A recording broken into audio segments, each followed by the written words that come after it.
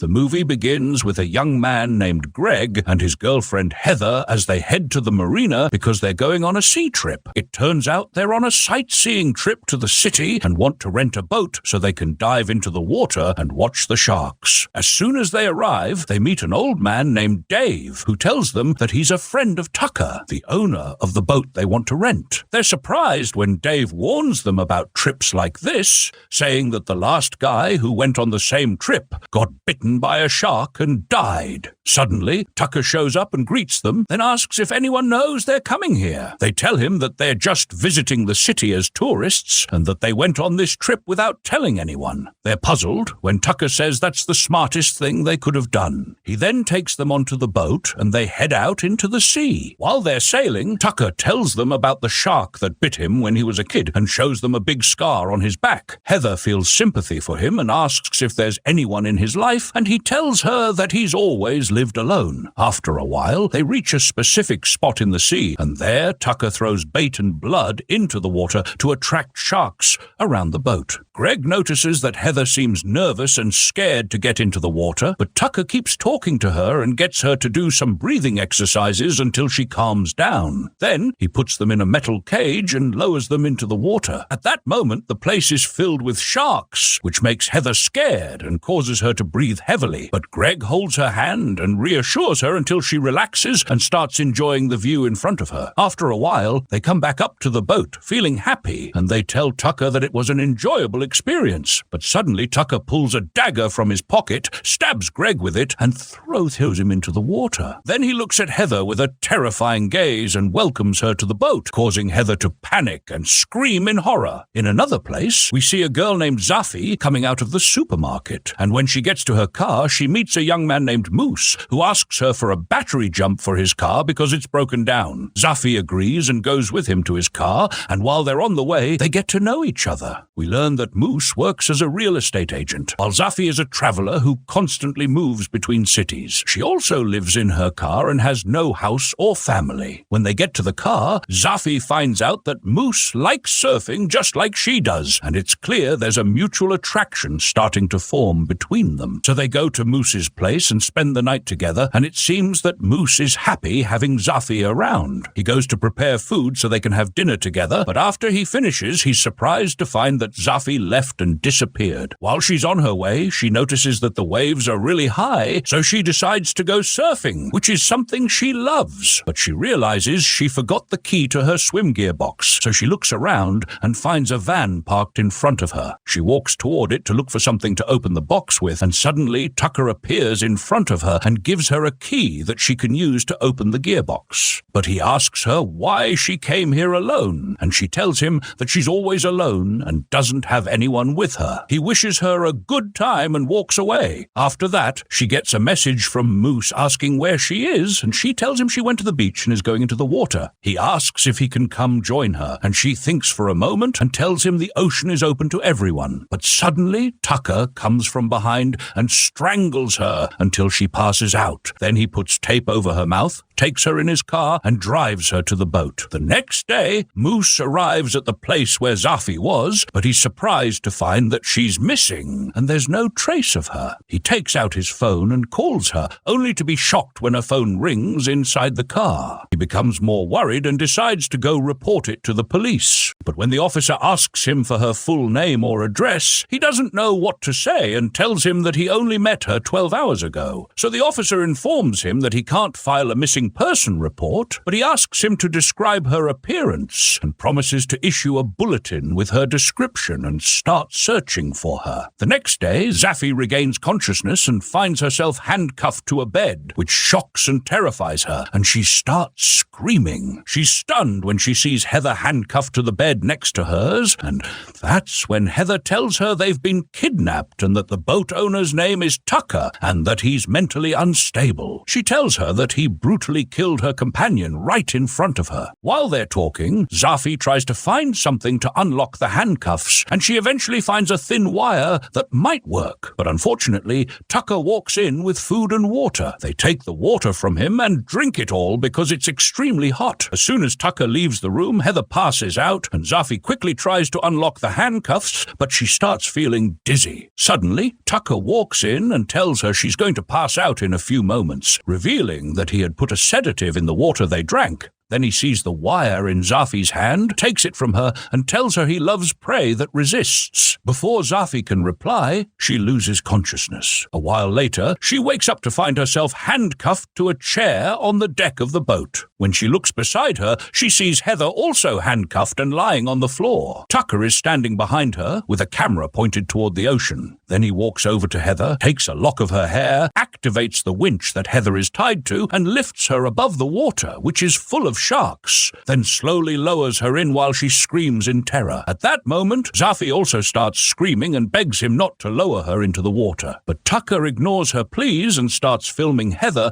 as the sharks devour her. Then he turns the camera towards Zephyr and records her while she's terrified, crying, and shaking in fear. After Heather dies, Tucker takes Zephyr and locks her back in the room while he goes to celebrate what he just did, drinking and dancing in a bizarre, manic way. When he finishes, he takes the lock of Heather's hair and places it in a box along with the videotape he just recorded. Then he puts the tape into a cabinet that's filled with similar videotapes. The next day, Tucker enters Zafir's room and gives her food, but she kicks the plate away with her foot and tells him he's a sick human being. Her words have no effect on him at all, and he tells her that he's obsessed with sharks and that he has to keep feeding them regularly. Then he leaves the room. At that moment, Zephyr notices the bucket on the floor in front of her, so she breaks the handle off and shapes it into a sharp object. After a while, Tucker returns with a syringe filled with a sedative and approaches Zephyr while she's lying down to inject her. But Zephyr tricks him and stabs him in the neck with the sharp bucket handle. Tucker collapses, and his head hits the bed behind him,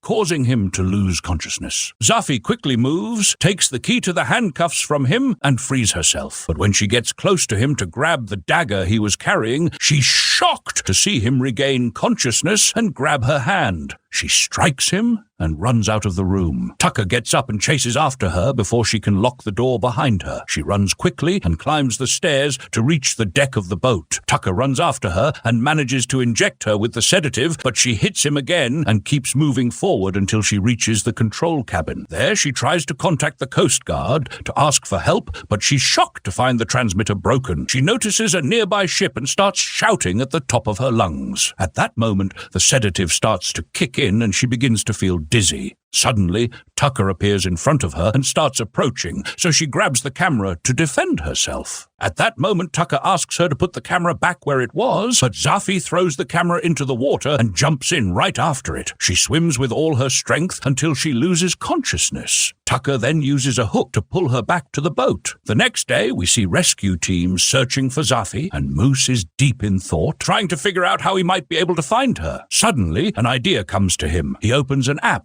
designed for surfers, and we learn that this app monitors wave activity on all beaches to help surfers know when the waves are high. That's when Moose sees Zafir's car pass by on the road, followed shortly by Tucker's car heading in the opposite direction. He searches online for the name of Tucker's company, which he had seen on the vehicle, and discovers that Tucker rents out his boat for sea trips. Moose calls him to ask if he saw Zephyr the previous night, but the phone is off. So he decides to go to the marina to meet Tucker in person. Meanwhile, Tucker returns to the marina and gets off the boat, visibly angry, ignoring Dave, who tries to talk to him. He leaves Dave and heads off to buy a new camera to replace the one Zephyr threw into the water. On the other side, Moose arrives at Tucker's boat and starts knocking on the cabin door, but no one answers. He decides to leave, but then hears a noise coming from below the deck. He puts his ear to the ground and hears Zephyr trying to free herself from the handcuffs. He breaks the glass of the door and follows the sound until he finds the room and opens the door, shocked to see Zephyr in front of him. As soon as he removes the tape from her mouth, she tells him she's been kidnapped and begs him to call the police immediately. Moose rushes to the deck to find a signal and contact the authorities. But suddenly, Tucker appears and knocks Moose to the ground. Moose tries to defend himself while also attempting to call the police, but he fails because Tucker pulls him away from the phone using a hook. Tucker grabs the phone and quickly ends the call. Then he approaches Moose to hit him, but Moose surprises him with a strong punch and knocks him down. Tucker tries to strangle him and is moments away from killing him, but suddenly Dave enters and hits Moose on the head, knocking him unconscious. Then Dave hears Zephyr screaming and calling for help, and before he can fully process what's happening, Tucker strikes him in the head with the hook and finishes him off. After all that, Moose regains consciousness and finds himself tied to the bed next to Zephyr. She asks him if he managed to call the police, and he apologizes, saying he didn't get the chance. She thanks him for at least trying to help her. At that moment, Tucker enters the room and sedates both of them. When they wake up, they find themselves tied up on the deck of the boat. Tucker cuts off a lock of Moose's hair and keeps it, then uses the winch to lift him up and lower him into the water to be eaten by the sharks. Moose panics when he sees the sharks beneath him and screams loudly, but Zephyr tells him to stay calm and completely still so the sharks won't attack. Moose follows her advice, stays perfectly still, and the sharks swim past him without touching him. Tucker becomes frustrated and angry, so he stabs Moose with a knife to make him bleed so the sharks can smell the blood and attack. But suddenly, Tucker stops the winch before Moose hits the water because he hears the sound of an approaching airplane. He quickly grabs Zephyr and Moose and takes them back to the room, watching the plane closely until it flies away from the boat. At the same time, we see Zephyr looking at the unconscious Moose, clearly filled with sadness and guilt, feeling responsible for everything that happened to him. So she decides to break her own finger to slip her hands out of the handcuffs and free herself. But even after trying, she still can't get her hands out. Then she bites down on her finger with full force until she severs it. After that, Tucker comes into the room to sedate Zephyr, but is shocked to find her bed empty. Suddenly, Zephyr appears from behind the door, rushes out of the room, and locks him inside. Tucker quickly moves to try and open the window of the room to escape. Meanwhile, Zephyr reaches the control cabin and tries to start the boat and head back to shore. But Tucker manages to get out of the room and cuts the boat's power supply from the main panel, shutting everything down. Zephyr feels defeated, thinking all hope of escape is gone. But suddenly, she notices a nearby island. She runs quickly and grabs a flare to light it and send a distress signal. At that moment, Tucker appears from behind to grab her, but she swings the flare toward him. Unfortunately, it misses. She runs and hides in the kitchen, grabs a frying pan, and tries to break the kitchen window to escape. But her clothes get caught in the window, giving Tucker enough time to reach her and pull her down hard. He attacks her, trying to stab her with his knife. But Zephyr hits him with the frying pan and simultaneously stabs him in the hand with a knife, then jumps into the water and swims as fast as she can toward the island. Tucker grabs the dinghy and rushes after her, trying to catch her before she reaches the island. He manages to grab her on the shore, covers her mouth so no one can hear her, and keeps holding her down until she loses consciousness. A while later, Zephyr wakes up and finds herself hanging from the winch, while Moose is handcuffed to a chair, clearly terrified for her but unable to do anything. Suddenly, a massive shark appears in the water, and Tucker is mesmerized, saying this is the show he's been dreaming of. He walks over to the winch control panel and begins lowering Zephyr into the water. Zephyr tries to overcome her fear and calm herself down, while Tucker grabs the camera and starts filming her. As soon as the shark gets close to Zephyr, she kicks it and pushes it away. Tucker gets angry, grabs the spear, and attacks the shark to provoke it and make it eat Zephyr. But the shark grabs the spear from Tucker and throws it into the water. Zephyr takes the spear and gets ready to defend herself if the shark attacks, but the shark dives underwater and disappears. Zephyr takes advantage of the moment, hooks the spear onto the winch, and climbs up the spear to reach the hook and free herself. At that moment, Tucker is filming her, enjoying the pain and suffering she's going through, but he's shocked when Zephyr cuts the rope and falls into the water. Suddenly, she finds herself face to face with the massive shark. She stands still and doesn't move at all until the shark swims past her without attacking. Then she's able to get back on the boat and sees Tucker looking for her in the water. As soon as he realizes she's standing behind him, she shoots him in the chest with a harpoon. Tucker falls into the water and tries to swim back to the boat quickly before the shark gets him. But the shark suddenly jumps out of the water, grabs Tucker, and leaps into the air in a terrifying scene. Then it returns to the water after ripping Tucker's body in half. At that moment, Zephyr films films Tucker the same way he used to film his victims. The shark comes back and grabs the second half of Tucker's body and swims away. But the rope gets wrapped around Zephy's leg and pulls her into the water. Moose panics and keeps calling out for Zephyr until he faints. Moments later, Zephyr comes up out of the water after managing to free herself. She finds Tucker's body in front of her, pulls away from it,